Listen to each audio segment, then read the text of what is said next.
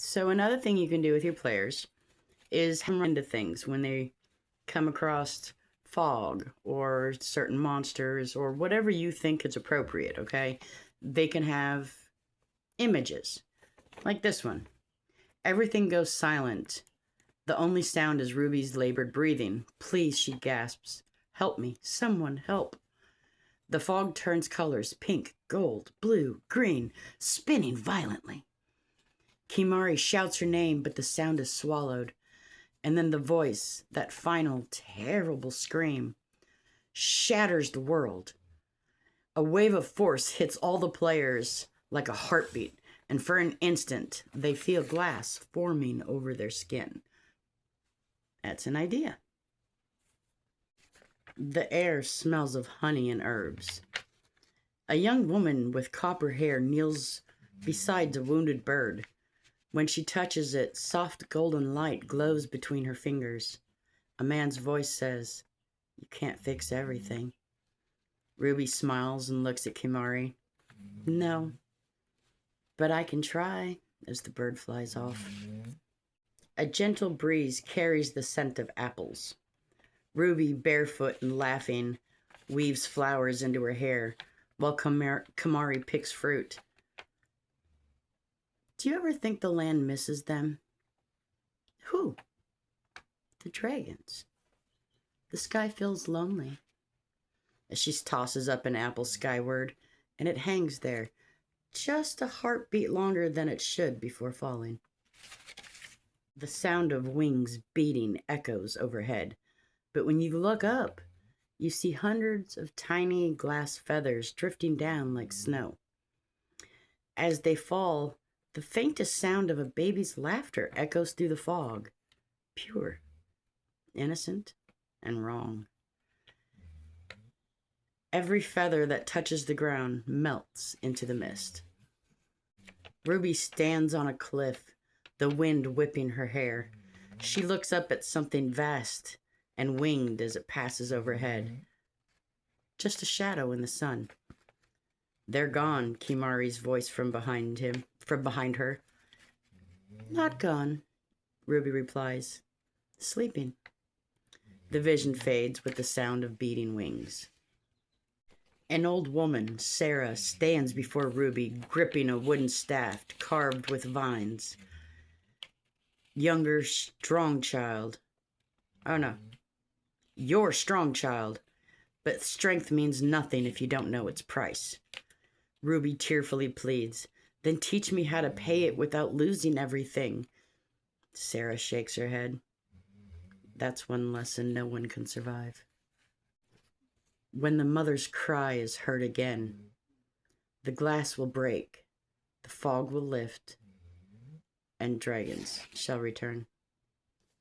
When the mother's cry is heard again, the glass will break, the fog will lift, and dragons will return. Inside Sarah's cottage, jars of herbs and glowing stones line the wall.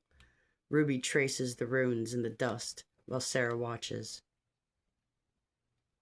"You don't command nature," Sarah says. "You invite it." Ruby frowns. "But what if it says no?" "Then you wait till it trusts you." An older woman with hands stained holds Ruby's palms. "You'll feel the storm before the rest of us," she says. "Then I'll know when to hide?" "No, dear. Then you'll know when to stand." Kimari studies late into the night. Scrolls spread before him. Ruby stands on the door, hands on her stomach. "You promised peace," she says. "I just need to know how to keep you safe," he answers. Sarah's notes say the fog listens to the words of life and pain. "Then stop reading them." He doesn't look up. So for this vision, you see Kimari, and he's like in some kind of library, okay? And like you see royal banners and things like that, or whatever, however the world you built. And there's a man who's cloaked. You don't see his face, but you can hear him. Your wife's gift could either awaken the dragons or bury them forever.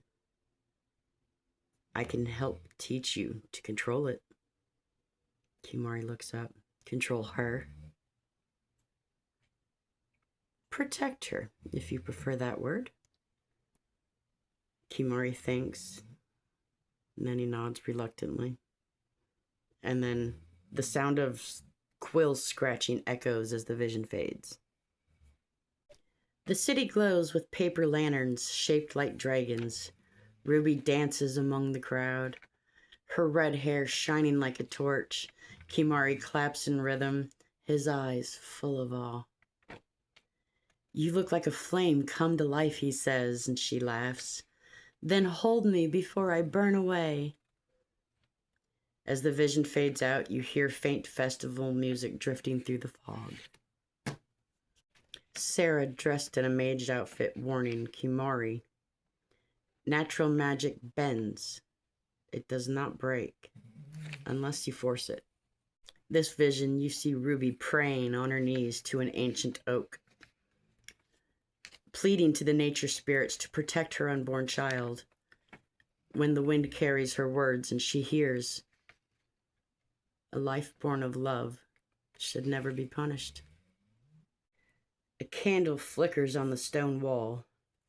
Ruby and Kimari sit close, their hands intertwined. When the baby comes, Ruby whispered, promise me, you'll keep them safe, no matter what. Kimari's smile saddens. Even from you? Ruby's silence is deafening. Kimari kneels beside Ruby while she's in labor, chanting the words he learned from the cloaked man. The fog answers soft at first, and then suffocating. No, wait, stop! He shouts, his hands disappearing into the mist. Her screams tear through his soul, and it fades out. All right, so if and when they find Sarah's staff, they can have another vision.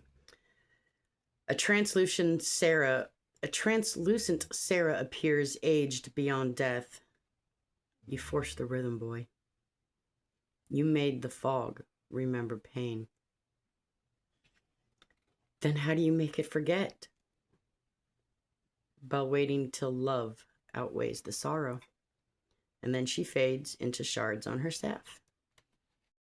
So another thing you can do with your players is hammer into things when they come across fog or certain monsters or whatever you think is appropriate, okay? They can have images, like this one. Everything goes silent.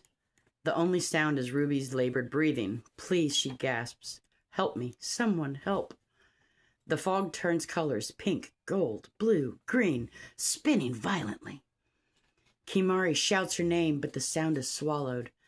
And then the voice, that final terrible scream, shatters the world. A wave of force hits all the players like a heartbeat, and for an instant, they feel glass forming over their skin. That's an idea.